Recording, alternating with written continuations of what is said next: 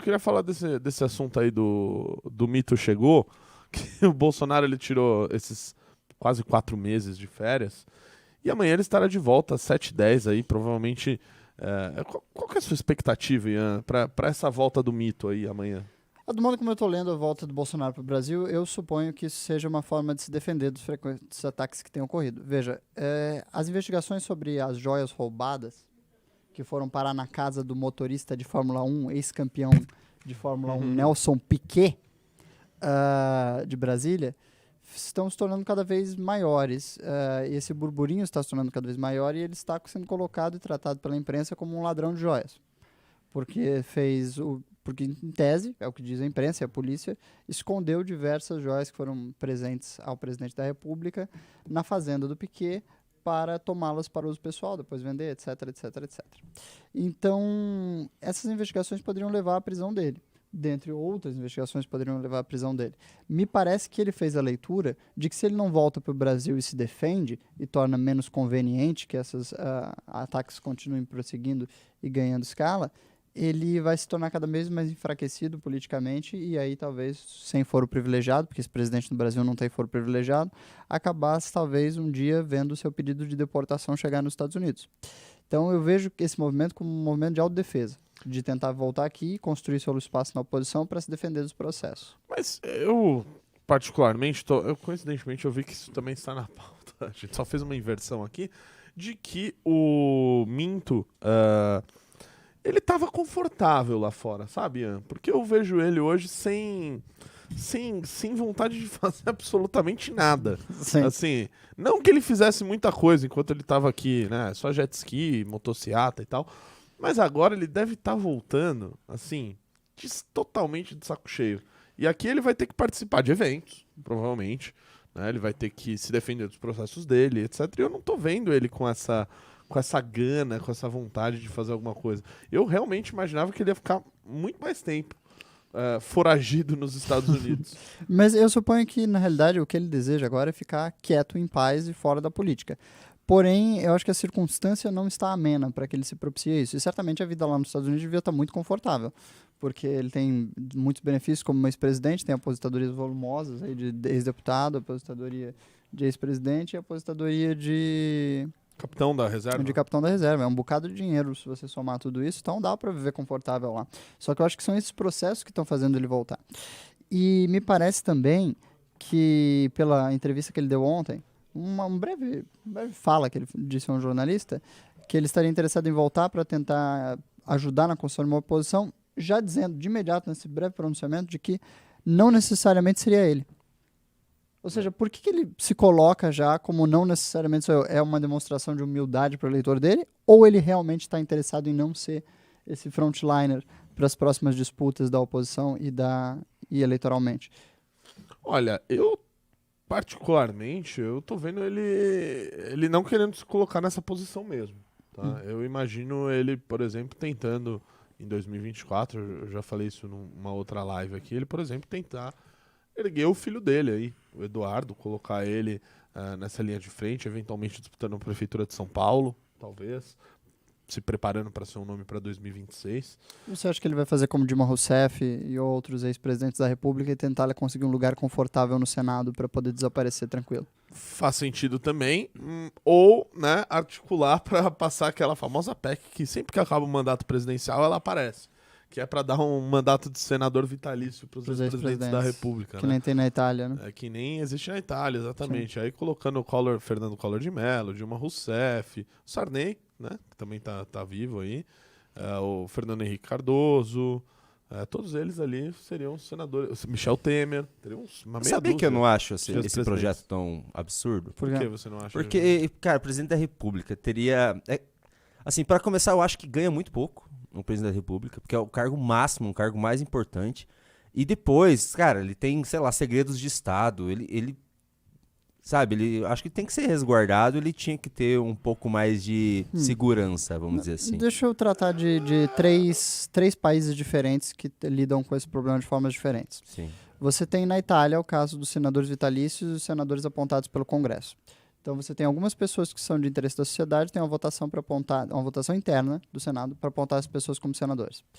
E os ex-presidentes. Você tem na Inglaterra a indicação pela rainha para a vaga honorária na Câmara dos Lords, que é o equivalente ao nosso Senado brasileiro.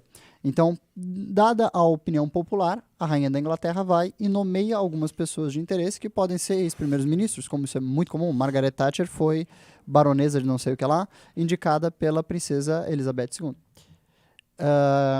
Então, esses dois países tratam um pouquinho diferente. Na Itália você tem essa votação interna, na Inglaterra não se trata de uma votação interna, se trata de uma decisão política tomada pela rainha para homenagear e privilegiar algumas figuras políticas importantes e algumas figuras sociais importantes.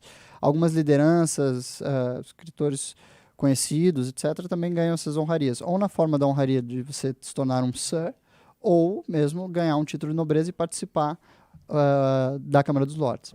Já os Estados Unidos têm um outro protocolo muito diferente. Lá, depois que o sujeito sai à presidência, ele não pode concorrer a mais nada que não seja a presidência.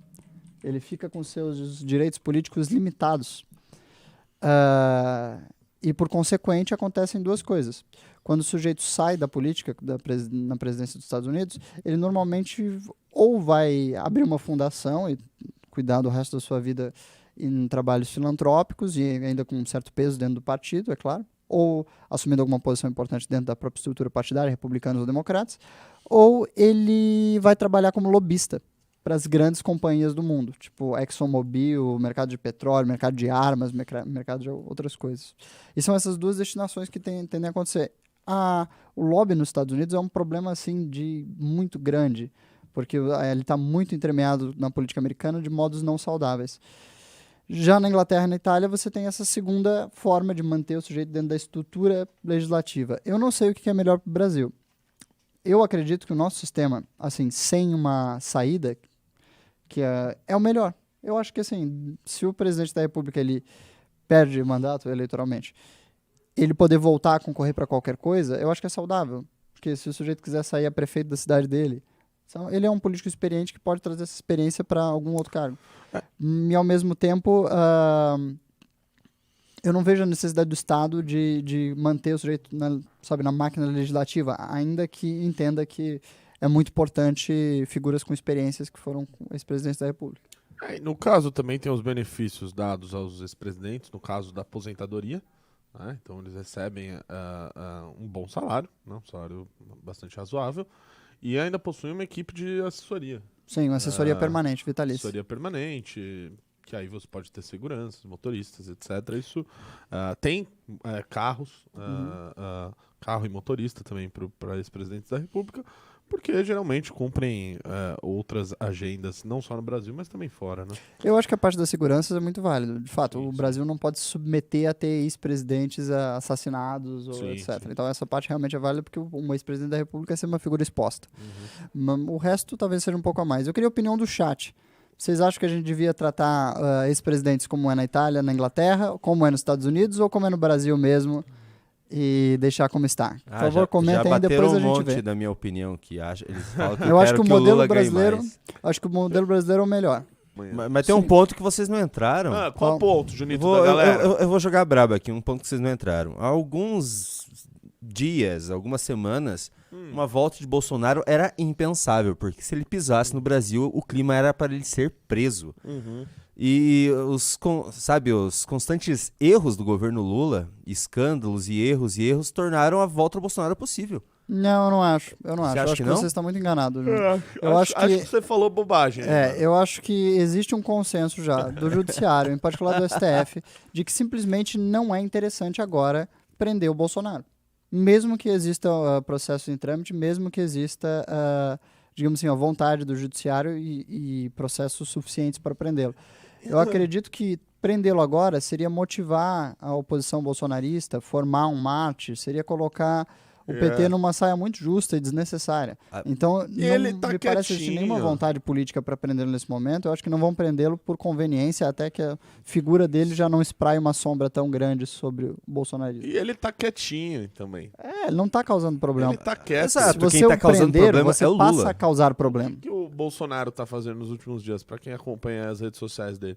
Ele tá postando uma ou outra coisa dele lá nos Estados Unidos, pra mostrar que ele é humilde.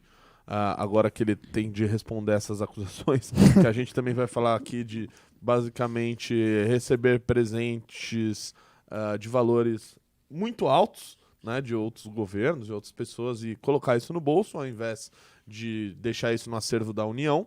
Sim. Então ele fica postando essas coisas, falando de alguns feitos do governo, sem mais grandes declarações. A realidade é que o Bolsonaro também tá com medão dele ser preso. Sim.